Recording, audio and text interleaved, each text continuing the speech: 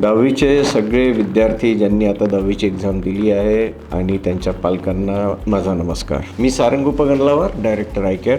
आयकॅड ही नामवंत संस्था 1999 साली नागपुरात एस्टॅब्लिश झाली आणि आता 25 वर्षाचा त्याचा गौरवकालीन इतिहास आहे. या 25 वर्षात आयकॅडनी 40,000च्या वर सक्सेस स्टोरीज निर्माण केल्या, इंजिनिअरिंग क्षेत्रात आणि मेडिकल क्षेत्रातही. आणि आता आयकॅड कुठल्या लेवलपर्यंत आयकॅडियन्सनी अचिव्हमेंट केलेलं आहे हे सांगायला काही हरकत नाही. आयकॅडच्या विद्यार्थ्यांनी इंटरनॅशनल ऑलिम्पियाड्समध्ये पण भारताचं प्रतिनिधित्व केलेलं आहे. आणि ज्यांना इंटरनॅशनल ऑलिम्पियाड म्हणजे जे प्रतिनिधित्व करतात म्हणजे काय, तर इंडियातले टॉप 5 मुलं गव्हर्नमेंट ऑफ इंडिया सिलेक्ट करते फिजिक्स, केमिस्ट्री, मॅथमॅटिक्स आणि बायोलॉजीमध्ये, आणि त्यांना इंटरनॅशनल लेवलला कॉम्पीट करायला पाठवलं जातं. मग तिथेही मुलं कॉम्पीट करतात आणि भारतासाठी मेडल जिंकतात. तर अशा 6 मेडल्स भारताकरता आयकॅडियन्सनी जिंकलेले आहेत. आणि असं करणारी आयकॅड ही एकटी संस्था आहे नागपुरात. का बरं मी सांगतोय, कारण या लेवलला पोहोचायला मुलांना लेवल 12पर्यंत पोहोचावं लागतं. जेई ॲडव्हान्सची लेवल 11ची आहे, जेई मेनची लेवल 9ची आहे, नीटची लेवल 7-8ची आहे. तर जेव्हा आयकॅडियन्स एवढ्या 12 लेवलवर पोहोचलेले आहेत, तर हे नीट म्हणा किंवा जेई मेन म्हणा, जेई ॲडव्हान्स म्हणा, ते मोठी गोष्ट नाही आता आयकॅडसाठी. तर कोणी IITs गेले, NITs मध्ये गेले, IIIT गेले, IIMsमध्ये गेले, GMCsमध्ये गेले, टॉप प्रायव्हेट कॉलेजेसमध्ये गेले. आता इंटरेस्टिंग काय आहे की मी हा सेशन स्पेशली रेसिडेन्शियल किंवा विदर्भातल्या मुलांसाठी किंवा पॅरेंट्ससाठी रेकॉर्ड करतोय. आणि ह्या सेशन याच्यासाठी रेकॉर्ड करतं की नागपूरचं इम्पॉर्टन्स का आहे. तुम्ही आपल्या विद्यार्थ्यांना नागपूरला शिक्षणासाठी पाठवणार, कोणी विचार करत असेल पाठवू की नाही पाठवू, तर पाठवण्याचं काय इम्पॉर्टन्स. 10वी नंतर मी एकटा विद्यार्थी होतो जो नागपूरला आलो आणि माझे सगळे वणीचे मित्र ते तिथेच थांबले. कोणी वरोड्याला, आनंदवनला वगैरे ॲडमिशन घेतल्या, पण नागपूरला कोणी नाही आलं. आता रेसिडेन्शियल कॅम्पसमध्ये आमच्या समोर कोणते चॅलेंजेस आहे, तर चॅलेंजेस आहे की मुलांना रोज 4 ते 8 तास स्टडी टेबलवर बसायची सवय नाही आहे, खूप कमी मुलांना आहे. हां, परीक्षा आली तेव्हा ते बसून जातात, पण रोज जर त्यांना म्हटलं 4 ते 8 तास बसा तर कसं होतं. दुसरं, कॉम्पिटिटिव्ह ओरिएंटेशन नाही, रट्टा मारायची सवय. पण जेव्हा प्रश्न दिला जातो, ABCD ऑप्शन्स दिल्या जातात, ॲप्लिकेशनचा क्वेश्चन असतो, त्यांना सवयच नाही. पण जोपर्यंत आपण कॉम्पिटिटिव्ह क्वेश्चन सॉल्व्ह करत नाही तोपर्यंत आपलं इंटेलिजन्सच डेव्हलप होत नाही. रट्टा मारून इंटेलिजन्स डेव्हलप नाही होत. कॉम्पिटिटिव्ह क्वेश्चन करून, ॲप्लिकेशन बेस्ड क्वेश्चन करूनच इंटेलिजन्स डेव्हलप होतो. त्याची सवय नसते आपल्या मुलांना. आणि तिसरं म्हणजे डिसिप्लिन प्रॅक्टिस. रोज रात्री 10 वाजता झोपणं, 5 वाजता उठणं, 5 वाजेपासून तर बिलकुल 8-9 वाजेपर्यंत कंटिन्युअस स्टडीज करत राहणं, मधामधात थोडे ब्रेक घेणं, जेवायलाही गेलं तर 10 मिनिटात परत येणं आणि स्टडी टेबलवर बसणं, हे जे डिसिप्लिन आहे हे डिसिप्लिनही लॅकिंग आहे. खूप काही गॅजेट्स, मोबाईल्स हे पण आहे त्याला कारणीभूत. सो व्हेरी फर्स्ट थिंग की हे तिन्ही चॅलेंजेस आमच्यासमोर आहेत. आता प्रश्न हा आहे की रेसिडेन्शियलचे मुलं नागपूरला का बरं येतात आहे. काही मुलं एन्जॉय करायला येतात. मुलांना जो पैसा आहे, हॉस्टेलमध्ये आपण राहणार, हॉस्टेलमध्ये नाही, रूम्स करून राहणार, फ्लॅट करून राहणार, एअर कंडिशन याच्यात राहणार, मस्ती करणार आणि आपले 2 वर्ष आपले घालवणार. आपल्या रेसिडेन्शियल कॅम्पसमध्ये ते मुलं येतात जे चांगल्या घरचे आहेत, संपन्न घरचे आहेत, पण ज्यांना अभ्यासाची सवय आहे, त्यांना माहीत आहे अभ्यास करावाच लागतो. Because education is the easiest way to become rich. आणि पुढे बिझनेसही करायचा असेल तरीही एज्युकेशन लागणार आहे, टेक्नॉलॉजिक एज्युकेशन लागणार आहे, डेटापासून सगळ्यांसोबत काम करण्याची सवय लागणार आहे. त्याच्यानंतर आपले जे मुलं येतात ज्यांना खरोखरच करिअर घडवायचं असतं, ज्यांना रोज 4 ते 8 तास अभ्यास करायची म्हणजे तयारी असते आणि त्यांना माहिती आहे आपल्याला करिअर बनवायचं आहे आणि ते अभ्यास करायला तयार आहेत. आयकॅडचं रेसिडेन्शियल कॅम्पस फक्त अभ्यास, डिसिप्लिन अभ्यास करणाऱ्या मुलांसाठीच आहे. आणि अशा लोकांनी आमच्याकडे ॲडमिशनही घेऊ नये.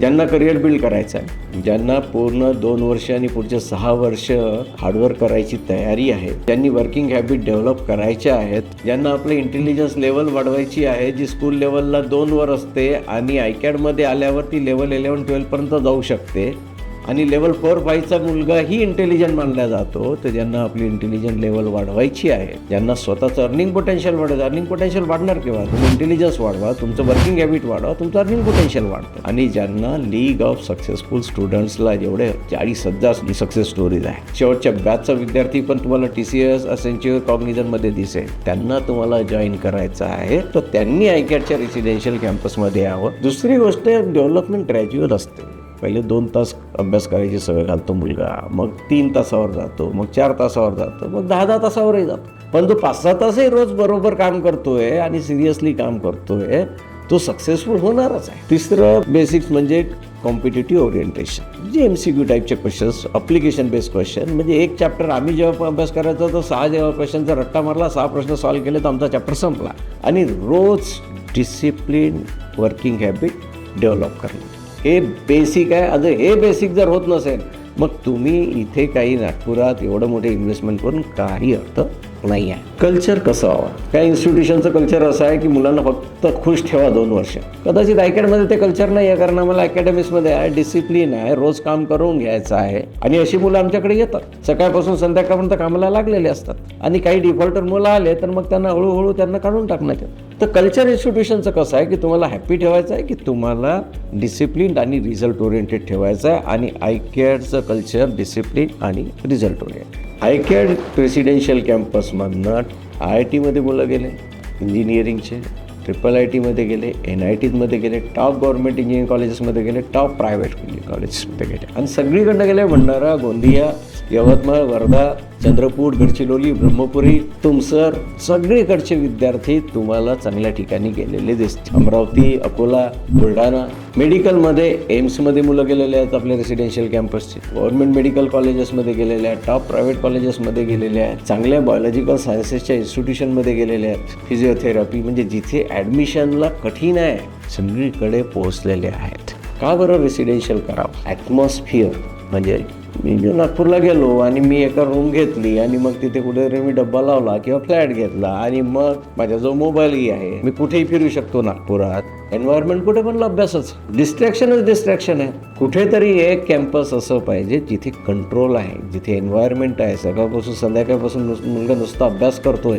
या एन्व्हायरमेंटमध्ये मग त्याला मोबाईलचा ॲक्सेस नाही आहे. या एन्व्हायरमेंटमध्ये मुलं बनणार की अशा एन्व्हायरमेंटमध्ये मुलं? एन्व्हायरमेंट देणं सगळ्यात जास्त इम्पॉर्टंट आहे आणि कंट्रोल्ड एन्व्हायरमेंट देणं सगळ्यात जास्त इम्पॉर्टंट आहे. आणि आयकॅड रेसिडेन्शियल कॅम्पस ते कंट्रोल्ड एन्व्हायरमेंट देतं. त्याच्यामुळे मुलांच्या स्टडी हॅबिट डेव्हलप होतात. जेव्हा मुलं येतात त्यांना 2 तास बसणं होत नाही आणि जेव्हा परत जातात तेव्हा 6 ते 10 तास बसतात, स्टडी करत, अभ्यास करत. आत्ताही बसलेले आहेत. कॉम्पिटेटिव्ह ओरिएंटेशन येतं, रट्टा मारायची सवय सुटते, बरोबर प्रश्न सॉल्व्ह करायला सुरुवात होतं. रोज 25-25 प्रश्नापासून सुरुवात होते, मग 200-200 प्रश्न रोज सॉल्व्ह करतात. मग रेसिडेन्शियल हे जे मुलं आहेत आपले ते ऑब्व्हियसली टॉप मुलं एम्समध्ये गेले किंवा IITमध्ये गेले. अरे आपल्याला तर पाहिजे प्रत्येक मुलगा सक्सेसफुल झाला पाहिजे आणि रेसिडेन्शियलचा किंवा JEE ट्रेनिंग प्रोग्रामचा किंवा नीट ट्रेनिंग प्रोग्रामचा प्रत्येक मुलगा सक्सेसफुल होतो. कारण प्रत्येक मुलगा लेवल 4च्या वर आहे. अरे टॉप रँकर असेल लेवल 11वर, पण प्रत्येक मुलगा शेवटचाही मुलगा जिथे स्कूल लेवल आपली 2ची आहे हा 4 लेवलवर पोहोचलेला आहे.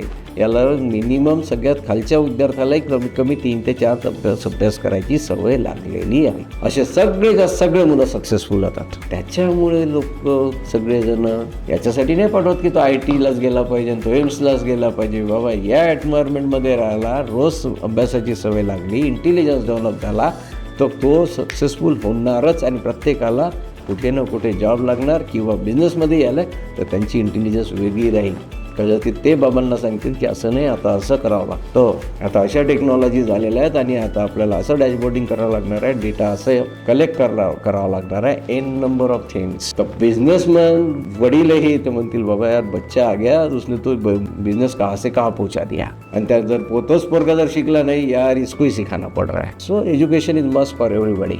तर काय इन्व्हेस्टमेंट पॅरेंट्स काही जास्त नाही आहे. It is only 4 lakh rupees for 2 years only. मी म्हणतो ओनली. हीच रेसिडेन्शियल कॅम्पसची फॅसिलिटी जर मी मुंबईला दिली तर 12 लाख रुपये पर 2 yearsची फीज राहील. So the very first thing it is फक्त रिजनेबल याच्यासाठी ठेवण्यात आलेली आहे आणि तुम्हाला आता 6 वर्ष तरी इन्व्हेस्टमेंट करायचं आहे, दर महिन्यात काहीतरी इन्व्हेस्टमेंट करायचं आहे. चांगल्या ठिकाणी इन्व्हेस्टमेंट झालं तर रिटर्न भरपूर मिळतील, लाईफ लॉंग मिळत राहते. मग आमचाच रेसिडेन्शियल कॅम्पसचा मुलगा जेव्हा इंजिनिअरिंग करतो किंवा काही फार्मास्युटिकल सायन्सेस करतो किंवा मेडिकल करतो, अरे मग सगळ्यात खालचा मुलगा आपल्यावर तर कमीत कमी 7-8 लाखाचा जॉब मिळतो.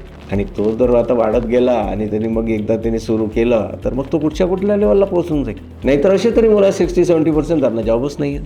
So the very first thing, ज्यांना रोज काम करायची सवय लागलेली आहे त्यांना आपल्या करिअरची चिंता करायची गरज नाही आहे.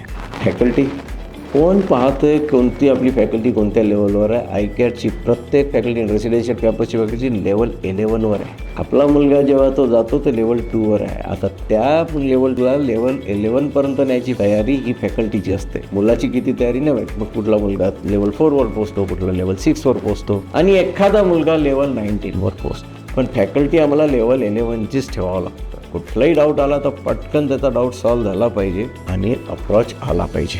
तर बॅचेस स्टार्ट होतात आहे 2 एप्रिलपासून आणि दुसरी बॅच स्टार्ट होते आपली एप्रिल 15पासून. सो आता तुम्हाला एक गोष्ट तर ध्यानात आली असेल, आयकॅड काय आहे. आणि जे मी हे सांगितलं ॲज आयकॅड डायरेक्टर हे तंतोतंत फॉलो होतं. And ICAD is maintaining the best residential campus आल्यावर तुम्हाला एक्सपिरियन्स येऊनच जाईल. So that's all from me. तुमच्या मुलाच्या उज्ज्वल भवितव्यासाठी आयकॅड आहे आणि कटिबद्ध आहे. So thank you very much for patient listening.